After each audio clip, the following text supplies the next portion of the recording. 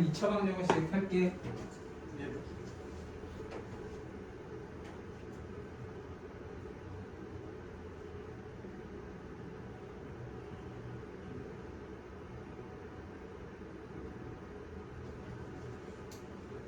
얘들아, 그럼 여기 44번을 먼저 한번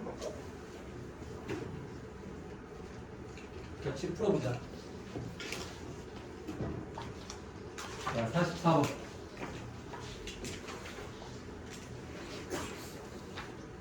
자, x에 대한 2차 방정식의 자, 가자.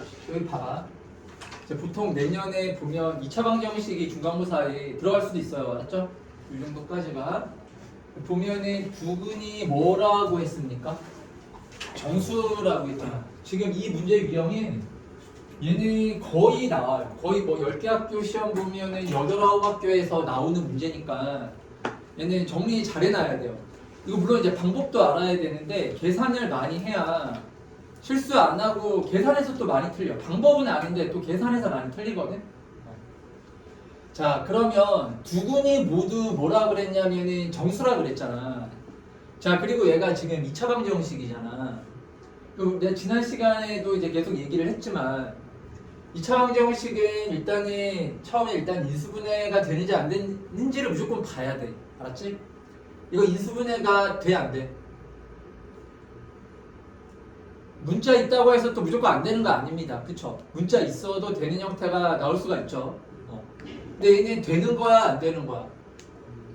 얘는 안 되는 거죠. 얘는 인수분해 안 돼. 맞지? 자, 그럼 이제 인수분해가 안 되면 그 다음 이제 스텝이 뭐야? 근해 공식이에요?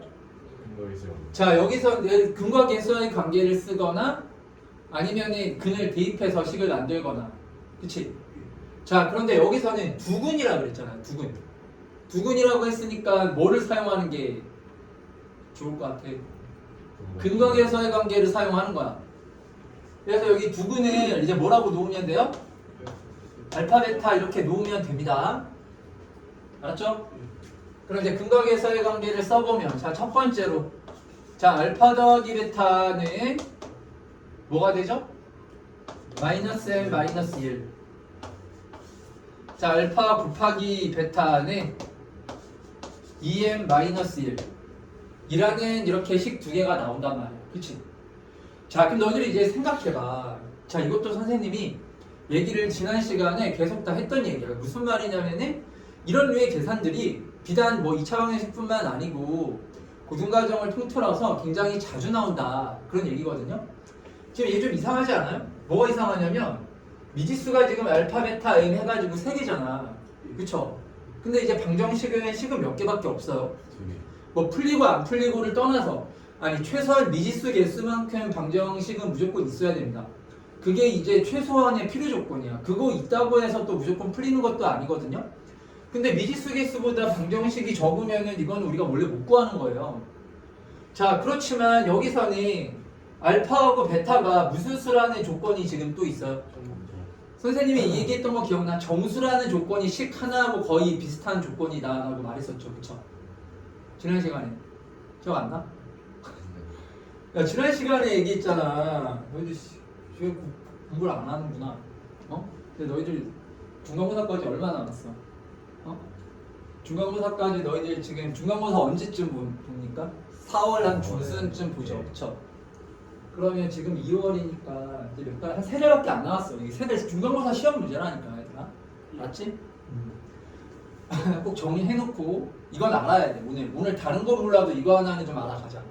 그럼 5점 하나 맞추는 거야. 5점. 알았지?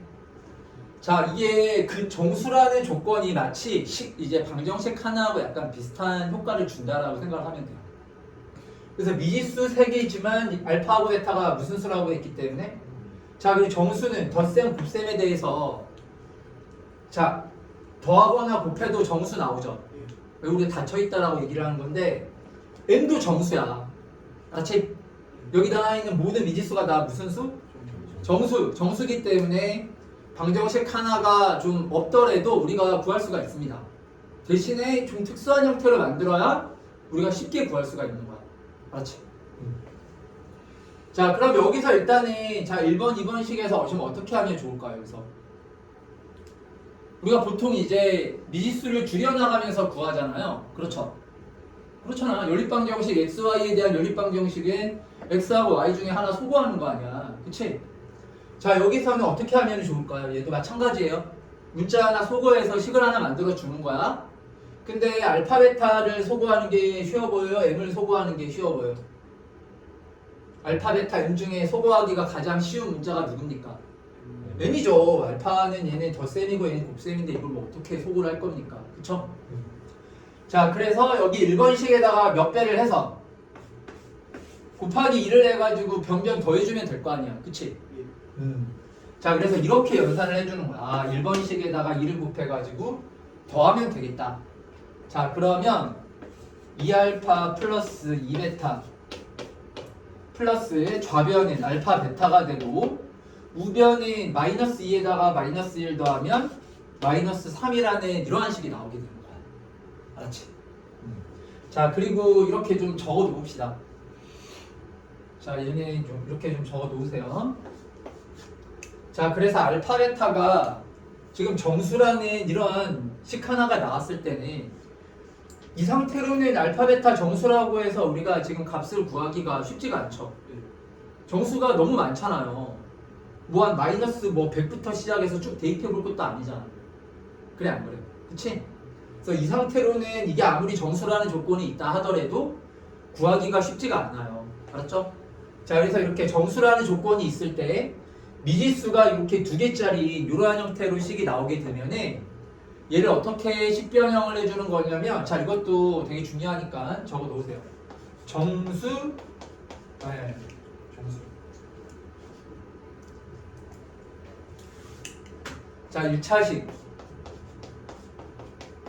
곱하기 1차식은 정수. 이러한 형태로 식을 변형해 줘야 돼요. 그러면 우리가 이제 구할 수 있어.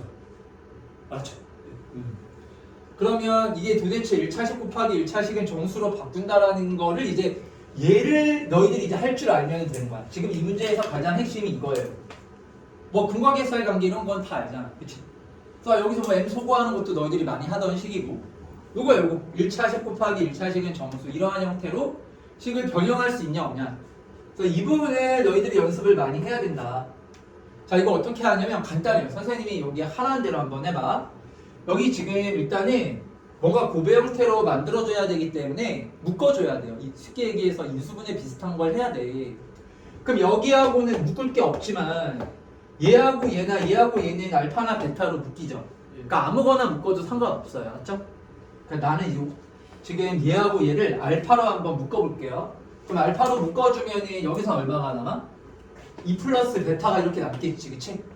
그리고 뒤쪽에 2베타 는 마이너스 3 이렇게 지금 식이 나오는 거거든요. 그래서 1단계 요거는 3단계로 진행이 됩니다. 이거 외워도 좋아요. 다 이렇게 풀기 때문에 이 문제 나오면은 이 계산을 다 이렇게 풀어주면 되거든요. 그냥 알파나 베타 아무거나 하나로 묶어라. 첫 번째 할 일이. 알았죠? 자, 그 다음 이제 두 번째 단계가 뭐냐? 요 가로 안에 있는 식 있죠? 얘를 그대로 한번 써주는 거야. 2 플러스 베타라고 되어 있잖아요. 그러면 얘를 지금 여기에 2 플러스 베타 없죠? 없지만 일단 써. 알파에 2 플러스 베타 이렇게 쓴 다음에 그냥 똑같은 2 플러스 베타를 한번 더 써주는 거예요. 이렇게. 알았죠? 자, 그 다음 이제 뭐를 차례차례 맞춰나간다라고 생각을 하면 되거든? 지금 여기에 2베타만 있어야 되잖아요. 그렇죠. 그러니까 베타의 개수가 얼마예요 지금? 2죠? 그러니까 여기 가로 앞에 얼마를 써주면 될까? 2를 써주는 거야. 그래서 베타의 개수를 먼저 맞춰주는 거야. 알았죠? 그러면 2베타까지는 똑같은데 지금 숫자 얼마가 더 생겨났죠? 이렇게? 숫자 4가 지금 더 생긴 거잖아? 그러면 다시 4를 어떻게 해줘야 될까요? 빼줘야 되겠죠. 이렇게. 그쵸? 4가 지금 더 생겼으니까 4를 빼줘야 위에 식하고 똑같을 거 아니에요. 그래서 이거는 마이너스 3 이렇게 식을 정리해 주는 거예요. 자, 그럼 이제 다 끝났어요. 이렇게. 그 다음 이제 마지막 3단계가 정리만 해주면 이제 이항시켜주고 얘네 그리고 얘네 2 플러스 베타로 다시 한번 묶어주면 돼. 그럼 2 플러스 알파라는 애가 이렇게 생길 거 아닙니까? 그리고 는 얼마가 되는 거예요? 1 이렇게 식이 나오지. 그치? 자, 그러면서 선생님이 처음에 얘기했던 1차식 곱하기 1차식은 정수 이러한 형태가 만들어진 거야. 그러니까 가로 곱하기 가로는 정수. 이러한 형태로 식이 지금 정리가 된 거예요. 알겠어요? 그러면 식을 이렇게 바꾸면 우리가 구할 수 있어요. 왜냐하면 정수잖아. 알파에다가 2 더하거나 베타 정수에다가 2 더해도 정수 나오잖아. 그쵸? 그러면 정수 곱하기 정수를 해서 1이 될 수 있는 케이스는 몇 개 없죠. 그거 1의 약수들만 생각해보면 될 거 아닙니까? 뭐가 있어요? 둘 다 뭐가 되거나 1 곱하기 1이 되거나. 알았지? 또 두 번째로 마이너스 1 곱하기 마이너스 1이 되거나. 이렇게 두 가지 케이스밖에 없단 말이에요. 알았죠? 자, 그럼 여기서 이제 구해볼게. 여기서 이제 끝난 거 아니야. 이 알파가 1이라는 게 아니죠? 2 더하기 베타가 1이다 이런 얘기예요. 그럼 따라서 여기서 이제 알파의 값은 얼마가 돼야 됩니까?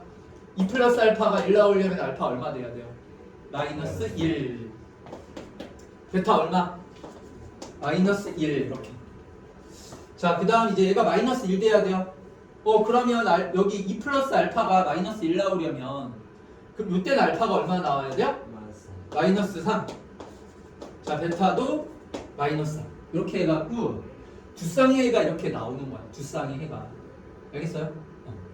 자, 그러면 이제 문제 다시 한번 읽어보면은 지금 알파 베타를 구하라는 게 아니라 뭐의 값을 구하라고 했어요?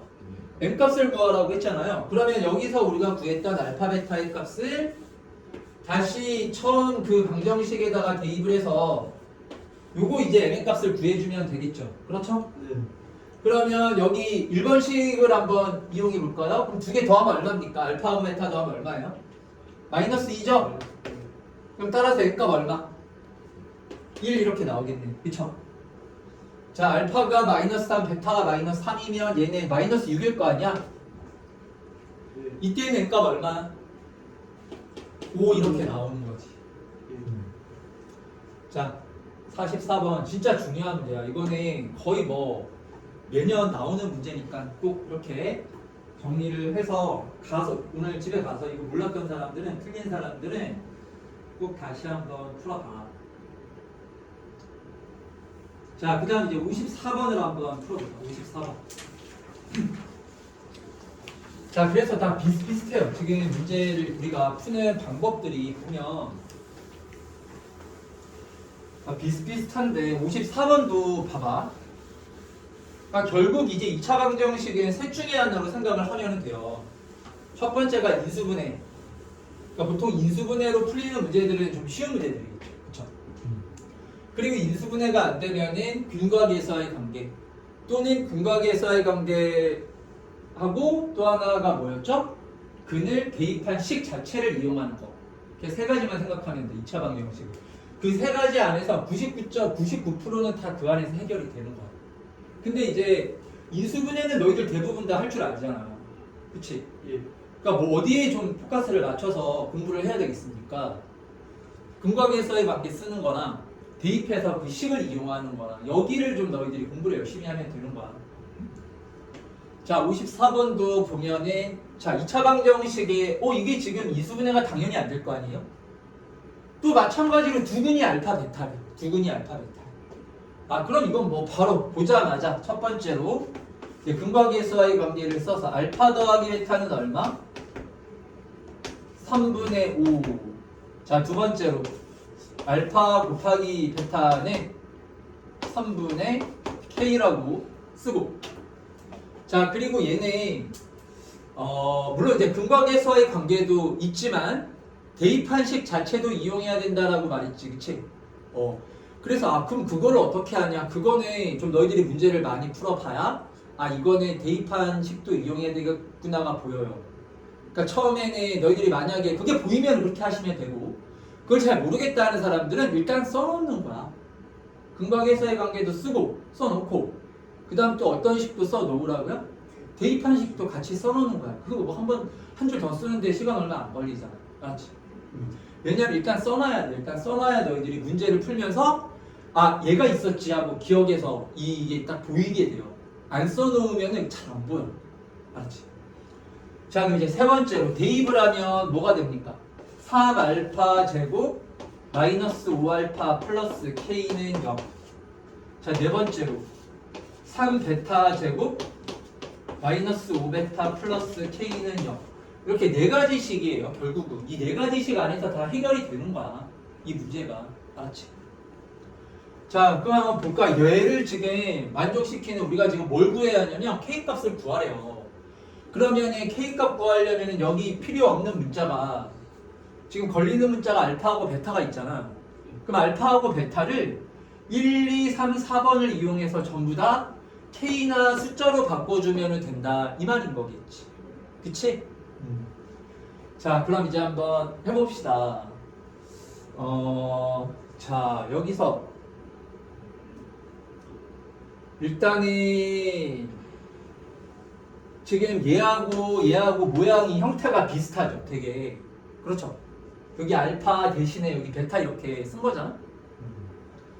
그리고 이 상태에서 알파 마이너스 1 바꿀 만한 게 없잖아요. 그래 안 그래요? 그리고 3 알파 마이너스 K 이런 식도 없죠. 여기 마이너스 5알파 플러스 K 이런 애는 있지만 3알파 마이너스 K 이런 애는 또 없어요. 그렇죠? 그러니까 이 상태로는 바꿀 만한 게 없다. 그럼 이제 어떻게 하면 될까요? 전개해 보는 거지. 전개. 그쵸? 바로 지금 여기서는 바꿔볼 만한 애가 없으니까요. 얘를 이제 전개를 해서 한 번씩을 다시 한번 정리해 보는 거야. 자, 그러면 얘를 이제 전개를 해볼게요. 전개. 자, 그럼 이제 좌변이 뭐가 되냐면 3알파 제곱에 마이너스 3알파 마이너스 K알파 플러스 K. 자, 그리고 3베타 제곱에 마이너스 3베타 마이너스 K베타 플러스 K. 자, 식이 지금 이런 식으로 정리가 돼요. 이거는 얼마? 마이너스 10이라는 이러한 식이 나옵니다. 그럼 여기서 일단 뭐가 딱 보여? 딱 좀 보이는 애가 있어야 되는데 여기 3알파 제곱하고 3베타 제곱은 뭐를 사용하면 우리가 이제 이 식을 1, 2번으로 바꿀 수 있을까요? 그쵸. 이제 근과계에서의 관계를 써주면 되겠죠. 아니, 곱셈 공식의 변형식을 써주면 될 거 아니에요. 지금 여기 이제 3으로 묶었을 때 여기가 알파 제곱 더하기 베타 제곱이고, 맞죠? 그리고 여기 이제 뭐로 묶었을 때 마이너스 3으로 묶었을 때 여기가 이제 알파 플러스 베타잖아. 무슨 말인지 알겠죠? 그리고 얘는 또 뭐로 묶어주면 돼? 마이너스 K로 묶어주면 되겠네. 그럼 또 알파 플러스 베타잖아. 그리고 플러스 몇 K가 더 있는 거예요? 이 K가 더 있는 거야. 이렇게. 그래서 우리가 근과계수와의 관계는 합과 곱이기 때문에 너희들 곱셈 공식이라는 게 뭡니까? 합과 곱의 형태로 변형을 해주는 거잖아요. 그래서 항상 두 개가 연결돼서 많이 나와.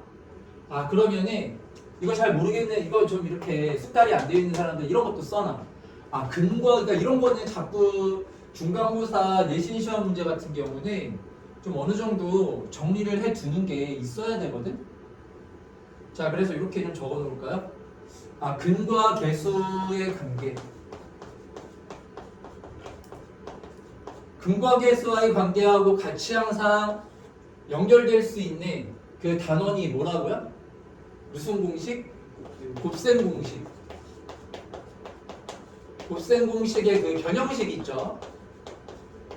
얘랑 이제 굉장히 많이 연계가 돼서 나와. 문제 같은 것들을 보면은요. 둘 다 또 중간고사 시험 범위잖아. 그러니까 내기가 너무 좋은 주제겠죠. 그렇죠? 자, 그래서 이제 바꿔보면은 이렇게 돼요. 그럼 여기가 뭐가 될까요? 이게 뭐가 돼? 3 곱하기 알파 플러스 베타 제곱에 마이너스 2알파 베타지, 그치? 그러면 이제 대입만 해주면 되지? 이거 계산 안 해도 내가 설명 안 해줘도 되겠죠? 알파 더하기 베타 자리에다가 3분의 5 알파 곱하기 베타 자리에다가 3분의 K를 넣어주면 결국 이제 K만 남으니까 그리고 방정식 풀어주면 K의 값이 나오는 거라고. 알았지?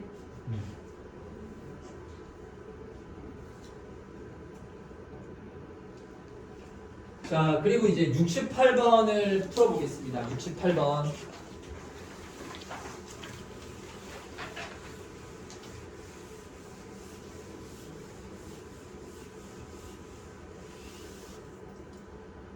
자, 여기 보면은 자, 이거는 절대값 알파 마이너스 베타인데 이걸 우리가 뭐라고 얘기를 하죠? 이거를 이 두근의 차라고 얘기를 하죠? 이렇게 적어 놓을까요? 두근의 차. 왜냐면 문제에서 절대값 알파 마이너스 베타라고 잘 안 나와. 이건 좀 문제가 좀 너희들한테 친절하게 나온 거야. 두근의 차 이런 식으로 나와요. 그러면 두근의 차면 절대값 알파 마이너스 베타라는 걸 알아야 돼.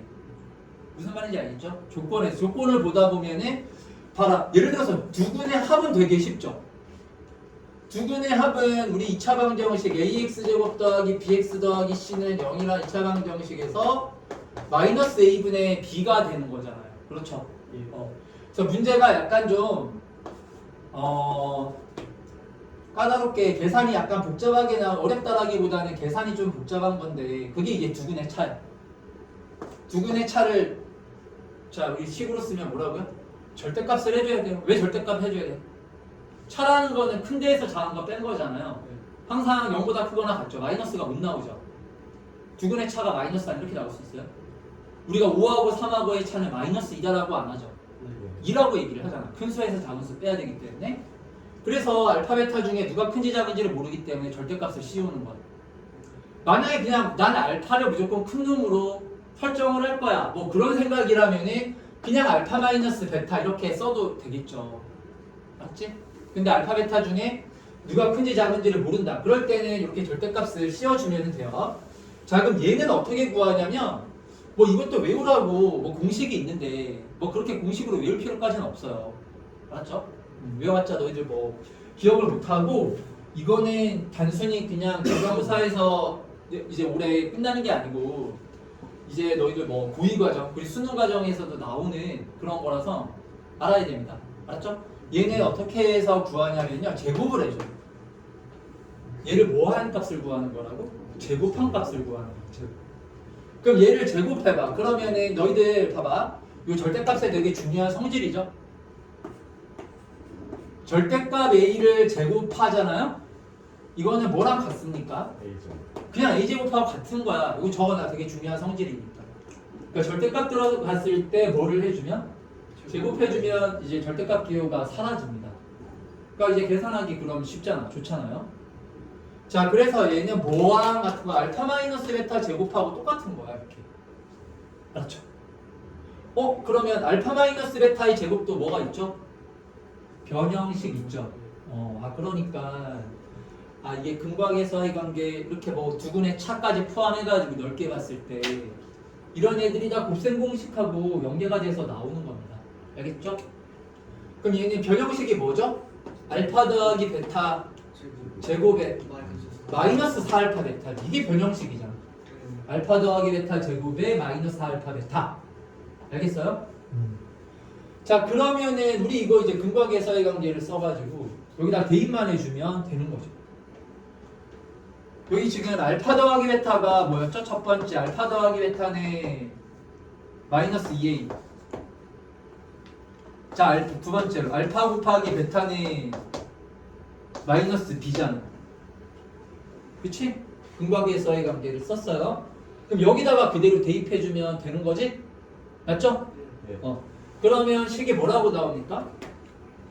알파 더하기 베타가 마이너스 2a니까 제곱하면 4a의 제곱 그리고 알파 베타가 마이너스 b니까 플러스 4b 라고 이렇게 나오는 거야. 4a 제곱 더하기 4b라고 이렇게 나오는 거야. 알았죠? 근데 이거는 우리가 지금 알파 마이너스 베타를 구한 게 아니라 제곱한 값을 구한 거잖아요. 그럼 이제 다시 알파 마이너스 베타 구하려면은 뭐를 씌워주면 될까? 루트를 씌워주면 돼요. 그래서 최종적으로 나오는 게 절대값 알파 마이너스 베타는 여기다가 뭘 씌워주면 된다고요? 근데 이것도 잘 생각해보세요. 너희들 봐봐. x제곱이 이제 5라고 하면 너희들 x는 원래는 어떻게 해야 돼? 앞에 뭐를 붙여가지고 플러스 마이너스를 붙여가지고 루트를 씌워야 되잖아요. 그렇죠? 근데 여기서는 얘가 뭐가 이렇게 들어가 있기 때문에 절대값이 들어가 있는 애라서 항상 부호가 뭐가 돼? 플러스가 되기 때문에 루트 앞에 뿔말을 붙일 필요 없이 그냥 루트라고 하면 되는 거예요. 마이너스가 될 수가 없기 때문에. 알았죠? 이런 것들 하나하나 잘 다 생각해줘야 돼. 왜냐면 또 경우에 따라서는 절대값이 안 들어가면 그때는 또 뿔만 이렇게 붙여가지고 계산할 수도 있는 거야. 알았지? 그래서 암기하고 물론 이제 정리를 할 때는 외워야 되지만 일단 다 이유를 알아야 됩니다. 자, 그래서 얘는 루트에 4a제곱 플러스 4b 이렇게 나와요. 알았죠? 자, 그럼 얘도 이제 또 내가 다 얘기했던 거 봐봐. 이제 얘를 이제 계산을 해줘야 되는데 지금 문제 조건에서 이게 지금 뭐보다 작아야 된다라고 했어요. 얘가 지금 12보다 작아야 된대. 얘가 12보다 작아야 된대. 얘가 12보다 작아야 된대요. 그러면 얘도 봐봐. 얘도 지금 문자가 몇 개야? 2개죠. 근데 식 하나면 원래는 구해요, 못 구해요? 원래는 못 구해. 부등식은 더 그렇지. 부등식은 더 못 구하거든요. 자, 그런데 여기서도 자, A하고 B가 무슨 수라는 조건이 있어요. 무슨 수? 자연수라는 조건이 있으니까 구할 수가 있는 거라고요. 자연수라는 조건이 있기 때문에. 그러니까 정수나 자연수나 이런 조건이 있으면 식이 하나 주어진 거랑 거의 똑같아요. 알았죠? 자, 그럼 여기선 이제 어떻게 하면 될까요? 이거는 너희들 그냥 생각해봐. 이거 어떻게 구하면 좋을 것 같아요? 얘가 12보다 작아야 된대. 이런 건 어떻게 풀면 좋을 것 같아요? 이런 건 대입하면서 그냥 풀면 되는 거야. 얘를 뭐 더 여기서 고배 형태로 만들거나 그렇게 할 수가 없잖아요. 더 이제 할 수 없죠. 더 식이 없잖아요. 이게 다잖아요. 그렇죠? 이건 그냥 하나하나 대입해 나가면서 구하는 거예요. 자, 이 대입해서 구할 때는 뭔가 값이 크게 증가하는 애를 기준으로 대입을 해줍니다. 그래야 경우의 수가 줄어들어. 그럼 여기서는 A에다가 먼저 대입해줘야 될까요? B에다가 먼저 대입을 해줘야 될까요? 당연히 A에다가 먼저 대입을 해야 됩니다. A에다가 대입을 해야 경우의 수가 확 줄어드는 거야. 무슨 말인지 알겠죠? 자, 그래서 그럼 루트 없애서 우리 양변 제곱을 해주면 4a제곱 더하기 4b가 12제곱하면 얼마죠? 얼마라고요? 144잖아요. 그쵸? 144 이렇게 나오고, 자, 이거 이제 4로 나눠주면은 a제곱 더하기 b가 뭐보다는 작다?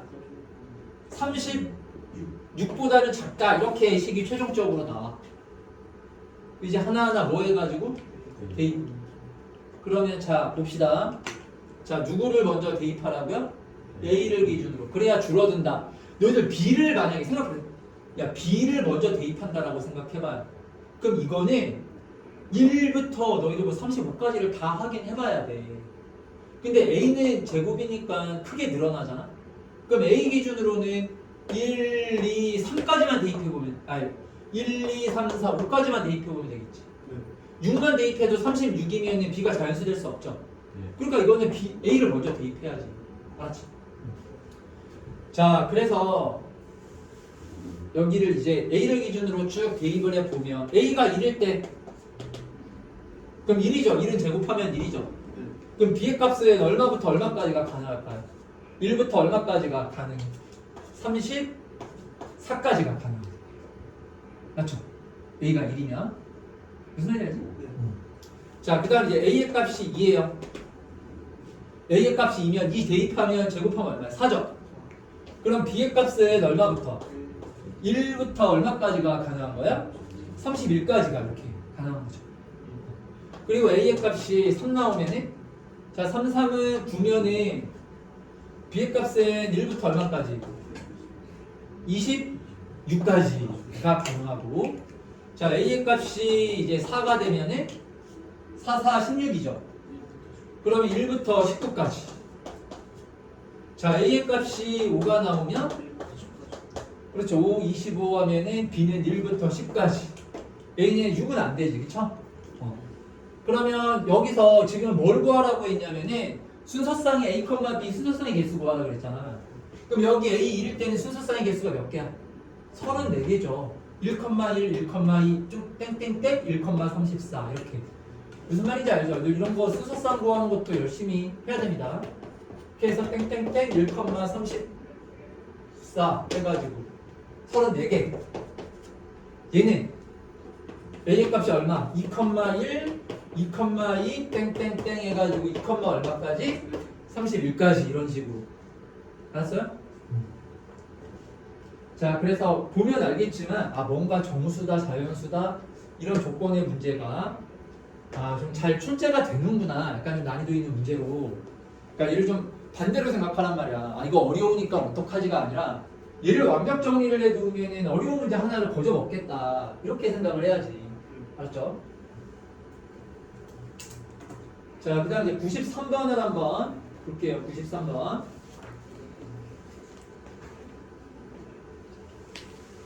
자, 93번 잠깐 좀 시간 줄 테니까 한번 풀어보십시오.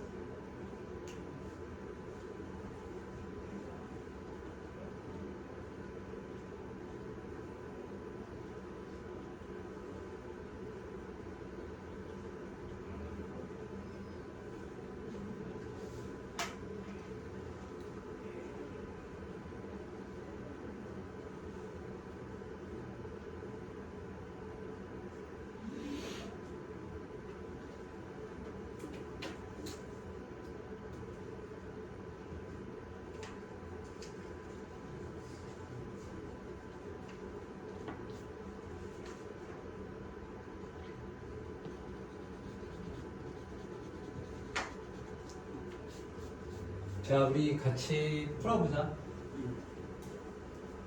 자, 지금 93번 문제는 이게 지금 2차 함수하고 2차 방정식을 이렇게 연계한 문제입니다. 그럼 너희들 잘 알아. 2차 함수하고 2차 방정식 있죠? 이 두 개는 상호 호환이 가능해. 호환이. 무슨 호환 가능하다는 게 무슨 뜻이냐면 2차 함수 문제를 우리가 2차 방정식을 이용해서 풀 수도 있고 2차 방정식 문제를 2차 함수를 이용해서 문제를 풀 수도 있고 그런 거야. 근데 이게 되게 중요한 주제예요. 왜냐면 이게 이제 너희들 앞으로 고위 과정에서 뭐 대수나 미적에서 계속 나오는 얘기거든요. 그거 꼭 알아야 돼. 함수를 뭐를 이용해서 풀 수가 있고 방정식 함수를 그러니까 뭐 2차 방정식뿐만 아니고 3차, 4차 마찬가지예요. 우리가 이제 어떤 함수 문제를 방정식으로 바꿔서 풀 수도 있고 방정식을 함수를 이용해가지고 문제를 풀 수도 있단 말이야. 자, 그러면 봐봐. 첫 번째. 자, 이게 그래서 와닿지 않을 수 있어요. 뭐 그게 뭔지는 알겠는데 그래서 구체적으로 뭐 어떻게 하라는 건데 이렇게 생각할 수가 있거든요. 자, 그게 무슨 말이냐면은 2차 함수를 이렇게 적어놔. 그러면 2차 함수를 2차 방정식을 이용해서 요 2차 함수를 푸는 거야. 2차 함수를. 알았지? 그럼 여기서는 2차 방정식을 이용해가지고 우리가 뭔가 함수식을 만들어야 된다. 뭐 물론 이제 이게 다는 아니지만 요약적으로 얘기를 하자면 그런 거잖아요. 그렇죠. 그러면 이렇게 합시다. 2차 방정식의 근이요. 2차 방정식의 근이 함수에서는 얘가 어떻게 사용이 되는 거예요? 함수에서는 얘를 어떻게 사용할 수 있는 거죠? 함수에서는 2차 방정식의 근이 2차 함수를 이제 2차 방정식을 이용해서 풀어야 되잖아. 그러면은 2차 방정식의 요 근은 함수에서 우리가 어떻게 이용할 수 있어요? 무슨 축과의 교점? 함수에서 x축과의 교점이고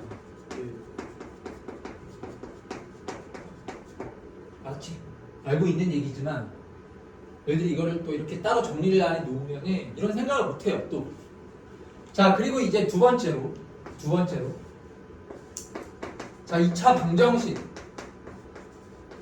2차 방정식을 푸는데 방정식을 푸는 거야 방정식을 푼다라는 게 근을 구한다라는 얘기잖아요. 근을 뭐 인수분해를 하면은 되는데 그게 안 되는 거지 지금 상황이. 뭐 미지수가 너무 많다라든지 여러 가지 이유로 인수분해라던가 그런 식으로 지금 못 구해. 그렇죠. 그래서 2차 방정식의 근을 우리가 구해야 되는데 이거를 2차 함수를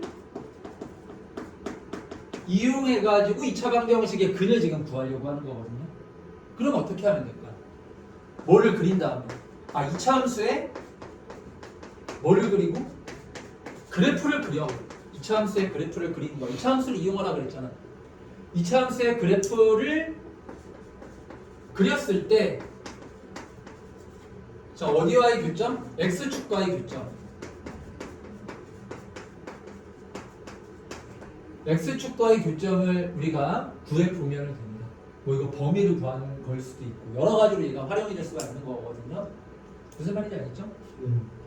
그러니까 지금 좀 길게 써놨는데 요거를 요약하면 뭘까요? 2차 방정식의 근은 2차 함수에서 X축과의 X절편이 된다. 그거가 이제 상호 왔다 갔다 할 수 있다라는 것만 꼭 기억을 하란 말이에요. 무슨 말인지 알겠습니까? 자, 그리고 여기서 되게 좀 중요한 건데 자, 지난 시간에 요거 얘기했던 것 같은데 하나만 더. 왜냐면 이게 교과서에는 안 나오지만 이게 계속 이제 많이 사용이 되는 거라서 알았죠? 이건 좀 정리를 해 놓으세요. 이건 뭐 고1 과정에서도 당연히 나올 수 있고 근데 고1 과정보다는 고2, 고3에 너희들이 그 대수나 미적 배우잖아. 그때 필수적으로 알아야 되는 개념이야. 그러니까 그때 근데 따로 이런 단원이 있지가 않아. 너희들 뭐 대수 단원에 뭔가 이렇게 함수에 대해서 다시 정리해주고 그런 단원이 없어요. 알겠죠? 자, 그러면 봐봐. 너희들 지금까지 봐봐. 자, 우리가 이제 함수식을 지금 약간 이제 설정하는 것들에 대해서 몇 가지 좀 유령들에 대해서 알아요. 너희들 지금까지는 2차 함수를 우리가 식 설정을 할 때는 보통 너희들 어떤 축을 기준으로 우리가 많이 2차 함수 식을 구하죠? X축 기준으로 많이 구하죠. 그게 가장 쉽지. 예를 들어서 2차 함수가 이렇게 있는데요. 2차 함수가 있는데 자 X축과의 교점이 예를 들어서 얘가 1하고 3이래요. 1하고 3이래요. 그럼 2차 함수 바로 쓸 수 있잖아. 뭐라고 쓰면? fx 뭐라고 쓰면? 1하고 3이 방정식의 근이다라는 얘기인 거잖아요. 그렇죠? 그러니까 2차 함수 fx가 x-1, x-3으로 이렇게 인수분해되는 형태 그리고 최고차의 개수를 모르니까 k 이렇게 쓰면 되죠. 이건 다 알죠? 이거 모르는 사람 없지? 이건 알아야 돼 얘들아. 모르는 사람들은 얘기했지만 뭔가 좀 어렵다는 사람들은 너희들이 주도적으로 지금부터는 공부를 해야 돼요. 인강 같은 것도 찾아보란 말이야. 어렵지 않잖아. 너희들 그냥 뭐 인강 뭐 살 필요도 없어요. EBS 인강 들어가서 다 무료 아니야. 아무거나 들어가서 단원별로 다 강의들이 엄청 많잖아요. 선생님별로. 예를 들어가지고 내가 2차 함수가 약간 좀 안 되는 것 같다. 그러면은 그거를 뭐 처음부터 끝까지 다 들으라는 게 아니라 2차 함수 단원만 몇 개 들어봐. 맞지? 뭐가 좀 이렇게 기본적인 내용들이나 이런 게 좀 정리가 안 되어 있다라고 이제 생각이 들면은 좀 그런 식으로 너희들이 앞으로는 주도적으로 공부를 해야 돼. 주도적으로. 맞지? 자, 그래서 X축과의 교점이 나오면은 함수 설정하는 게 너무 쉬워요. 그러니까 인수분의 인수인 거야. 1하고 3이 2차 함수의 요 인수인 거예요. 그래서 문제가 앞으로는 좀 어려운 문제, 이제 변형이 된 문제들 같은 경우에는 이런 식으로 잘 안 나와. 이런 식으로 안 나온다고. 무슨 말인지 알겠어요? 자, 이제 어떻게 나오냐면은 문제에서 이렇게 나왔어. 2차 함수가 있는데 이렇게 있는데요. 얘가 x축이야. 우리 지금 이 함수 fx를 지금 구하려고 하는 거잖아. 식을 세워야 되는 거 아닙니까? 그렇죠? 근데 이게 안 나와 있고 이 x축과의 교점이 안 나온다고 이제는. 그러면은 문제 난이도가 엄청 쉬운 거니까 이건 뭐 너희들이 정리할 필요도 없는 거예요. 그냥 이렇게 놓고 문제를 풀면 되는 거야. 더 정리할 게 없습니다. 여기서는.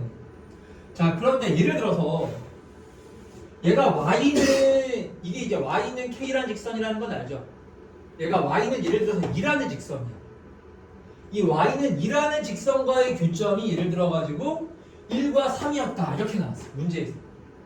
차이점을 알겠죠? 두 개.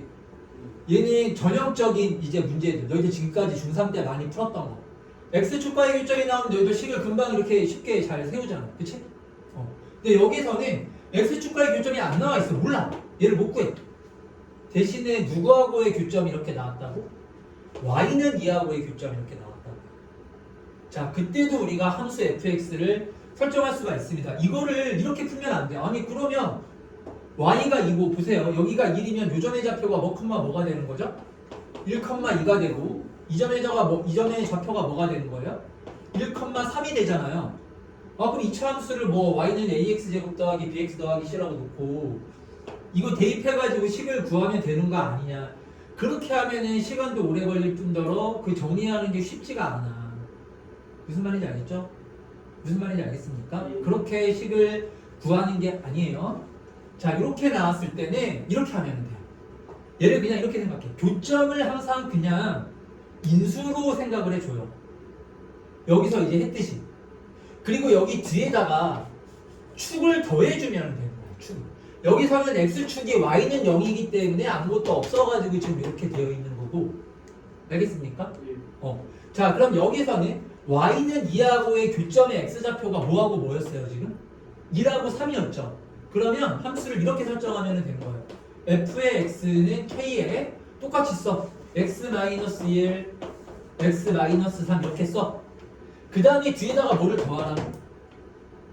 축. 요 축을 더해주면 돼요. 축이 지금 y는 2죠. 2를 그냥 더해주면 돼요. 이런 식으로 놓는 게 훨씬 더 빠르고 간단하지 않아요?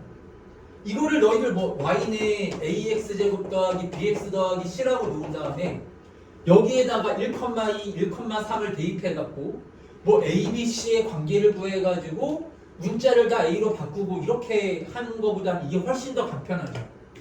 3초면 끝나잖아. 3초면. 이거 정리하는 데는 한 1분은 넘게 걸려. 정리가 안 되는 경우도 많아요. 무슨 말인지 알겠어요? 그래서 이걸 너희들이 이해를 할 줄 알아야 돼. 이거 꼭 외워놓으세요. 이거 정말 이거는 근데 나중에는 이거 모르면 안 돼요. 어차피 하게 될 거야. 그리고 이제 고1 과정에서도 이게 가끔 문제로 나오니까 알아두란 말이야. 알았죠? 자 그럼 이번에는 그럼 너희들이 한번 구해봐요. 자 2차 함수가 이렇게 있는데 마찬가지야. x축과의 교점이 나오는 문제들은 수준이 이제 쉬운 문제들이에요. 이거는 뭐 정리할 필요도 없어. 이미 중3 때 다 끝낸 거야 너희들이. 무슨 말인지 알겠죠? 자 이번에는 문제 조건에서 2차 함수하고 자 y는 얘가 2x 플러스 1이라는 직선이에요. 이 교점의 좌표가 여기가 뭐 1이고 여기가 5였대요. 이렇게 나왔어요. 알았지? 자 그럼 이때는 함수 이 2차 함수 fx를 우리가 어떻게 놔야 될까요? 똑같아요. 자 교점의 x좌표가 지금 뭐하고 뭐라고? 2하고 5. 자 그럼 함수 fx를 이제 x-1, x-5 이렇게 인수 잡아주는 거야. 알았죠? 그 최고창의 개수는 모르니까 k 이렇게 해주고요. 그 뒤에다가 뭐를 더하라 그랬어 내가? 축을 더하라 그랬잖아. 얘는 어떤 축과의 교점인 거예요? y는 2x 플러스 1이라는 축과의 교점인 거죠? 그러니까 그대로 2x 플러스 1을 이렇게 더해주면 돼요. 이렇게 함수 fx 설정하면 너무 간편하지 않아요?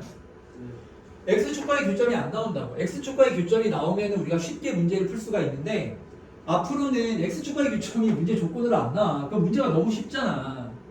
그럼 이제 뭐 x축과의 교점 나오면은 뭐 좌표 한두 개 정도 대입해가지고 다 끝나는 건데 그래서 앞으로는 x축과의 교점이 아니라 x축이 아닌 다른 이러한 축과의 교점으로 이렇게 나온다고. 그때는 얘를 뭐 좌표 대입해가지고 미지수 설정해가지고 그런 식으로 푸는 게 아니라 이런 식으로 우리가 다 축을 더한다라는 개념으로 생각을 해가지고 함수 fx 설정을 해서 문제를 풀어주면 돼요. 되게 중요한 거야. 이거 뭐 나중에 뭐 이게 이제 고2, 고3에서 특히 미적에서 필수적인 내용인데 미적 배울 때 이런 단원이 따로 있는 게 아니야. 그냥 너희들이 함수하면서 이거는 기본적으로 그냥 이렇게 정리를 해야 돼요. 알았죠?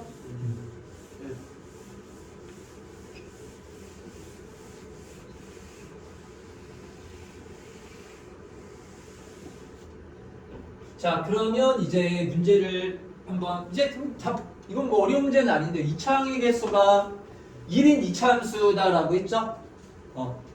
자, 그랬을 때 이 이차함수를 는 0을 해서 뭐로 바꿔준 거예요? 이차함수에서 2차 방정식으로 바꾼 거지. 그때 두근의 곱이 얼마다라고 했습니까? 7이다라고 했잖아요. 그러면은 요 두근을 이렇게 알파, 베타라고 놓는 거예요. 알겠어요? 그러면 우리가 이제 이차함수 fx를 뭐라고 놓을 수가 있냐면요. 뭐라고 놓으면 되죠? 최고차항의 개수는 일단 얼마라 그랬어요? x제곱 더하기 원래는 나머지 모르니까 ax 플러스 b 원래는 이렇게 놓고 문제를 풀어야 되잖아요. 이거는 그냥 이렇게 놓고 푸는 거야. 얘는 왜? 뭐 축과의 교점 이런 얘기가 지금 있어요? 없어요? 없잖아. 그럴 때는 fx를 ax 이제 미지수 처리를 해가지고 미정계수 구한다라는 식으로 생각을 해주면 되죠. 알았죠? 그래서 fx는 x제곱 더하기 ax 플러스 b 이렇게 놓고 자, 그런데 뭐가 지금 알파 베타라는 겁니까? fx는 0이니까 x제곱 더하기 ax 플러스 b는 0 이라는 이 방정식의 부실근이 알파 베타다 이 얘기인 거잖아. 그렇지? 네. 문제에서 fx 똑같기 때문에 그때 알파 곱하기 베타가 얼마라고요? 그럼 이것도 이제 근과 계수와의 관계죠. 그럼 두근의 곱은 a분의 c니까 뭐가 7이라는 거예요? b의 값이 7이라는 얘기겠죠? 네. 그래서 이제 fx를 우리가 미지수를 또 하나 구한 거예요. 미지수를 또 하나 구했네. 그럼 이제 fx 뭐가 됩니까? fx는 x제곱 더하기 ax 플러스 7 이렇게 놓으면 되죠. 알겠죠? 네. 자, 그리고 여기서는 알파 베타를 여기다 쓰면 안 되는구나. 이거 좀 혼돈이 오겠는데? 여기서는 알파 베타가 여기 있기 때문에 여기서 알파 베타라고 하면 안 돼요. 원래 근이 다른 근이니까. 알았지? 뭐 이미 했으니까 일단 이렇게 놓읍시다. 여기 싹 지울게요. 이 알파 베타는 잊어버리시고 알파 베타가 여기서 나와. 이 알파 베타가 뭐냐면은 x제곱 마이너스 3x 플러스 1은 0이라는 이 방정식의 두 실근이 알파 베타다라는 거예요. 그렇죠. 문제에서 나조건에서 이렇게 나왔잖아. 그치? 이 방정식의 두 실근이 알파 베타다라고 이렇게 지금 나와 있는 거예요. 자, 그럼 얘는 인수분해가 안 되니까요. 그럼 뭘 하라고요? 인수분해가 안 되면은 자, 계속 얘기를 했죠. 근과 계수와의 관계. 그럼 알파 더하기 베타를 해주면 3 알파 곱하기 베타를 하면은 1 자, 그리고 이제 대입한식도 일단은 써보는 거야. 사용할지 사용하지 않을지는 모르겠지만 자, 대입을 해보면 알파 제곱 마이너스 3알파 플러스 1은 0 자, 베타 제곱 마이너스 3베타 플러스 1은 0 이렇게 네 가지식을 써놓고 이제 문제를 풀어주면 됩니다. 이걸 가지고 문제를 풀어주는구나 이렇게. 자, 그때 뭘 구하라고 했냐면 f의 알파 더하기 f의 베타가 는 얼마다라고 했어요. 3이라는 걸 이용해 가지고 f7의 값을 구하라고 했는데 f7을 구하려면은 요 미정계수 a 값을 구해주면 될 거 아닙니까? 그렇죠? 그러면은 이게 3이라는 이 식을 이용해 가지고요. 저 a의 값을 여기서 구해주면 되겠구나. 그렇죠? 자, 그럼 이제 뭐 여기 하라는 대로 그래서 뭐 특별한 게 없습니다. 지금 뭐 써놓고 그냥 다 하면 되고 f 알파는 뭐죠? 여기다 f 알파라는 걸 여기다 알파 넣어줘야 되잖아. 그렇죠? 그럼 여기 알파 넣어주면 알파 제곱 a 알파 플러스 7 이렇게 나오고 여기다가 베타 대입을 해주면은 베타 제곱 플러스 a 베타 플러스 7은 3 이렇게 식이 나오는 거야. 무슨 말인지 알겠죠? 그럼 이제 아까 전에 우리가 했던 내용들이지, 그치? 여기 지금 변형식을 이용해서 알파 제곱 더하기 베타의 제곱 변형식 할 수 있죠? 네. 그리고 얘는 이제 뭐로 묶어주면 돼요? a로 묶어서 알파 플러스 베타 해주면 되고 7 플러스 7 하면 14 나오잖아. 그럼 여기 이제 여기서 이제 뭐가 나오겠습니까? a 값이 나오지. 맞지? 그래서 방정식 문제가 대부분 이런 식의 문제들이야. 그러니까 이런 정도 난이도까지를 너희들이 맞출 수 있으면 됩니다. 일단 1차적으로. 알았죠? 요즘 이제 20문제 중에서 그래도 한 4문제 정도, 3, 4문제 정도는 좀 많이 어려운 문제가 나와. 너희들이 평소에 못 봤던 문제가 항상 나와. 근데 그런 문제는 잘하는 애들도 1등급 받는 애들도 틀리잖아. 그쵸? 틀리기 때문에 일단은 그 바로 전 단계까지 정리해서 맞출 수 있는 문제까지를 실수 안 하고 맞추는 게 되게 중요해. 내신 시험은 그래요. 실수 안 하는 게 진짜 중요한 거야. 그러니까 일단은 뭐 한 2월 달까지 정리가 어느 정도 끝났으면 3월, 4월부터 이제 뭘 해야 하냐면 이제 내가 풀었던 문제들을 내가 아는 문제들 안 틀리도록 해야 돼요. 알았지? 실수 안 하고.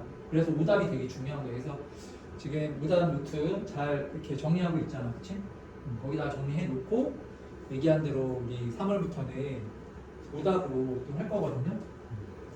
자, 그래서 오늘 2차 강제 형식은 나머지 문제들은 또 열심히 풀어가지고 화요일 날에 가져오세요. 아, 화요일 날에도 그래서 2차 여기 할 거예요. 맞죠? 네. 오늘 깜빡이고 원래 공수 2 해야 되는데 공수원을 했는데 화요일 날에도 공수원 할 거야. 맞지? 예, 네. 얘들아, 지금 55분이니까 자, 10분까지 쉬었다가 10분까지 쉬고 모의고사를 보도록 합시다. 네.